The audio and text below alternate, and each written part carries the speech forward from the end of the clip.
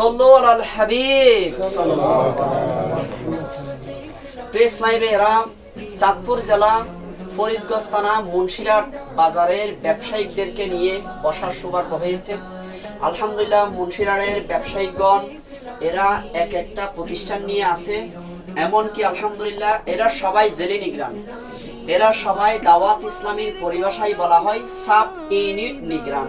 অর্থাৎ যিনি যেমন আমাদের মাসুদ ভাই, ইনি যেখানে আছেন ওইখানের জেলে নিগরান, সাব ইউনিট নিগরান, ইনি ওইখানে 12 দিনই কাজ করার চেষ্টা করবে, এভাবে সবাই।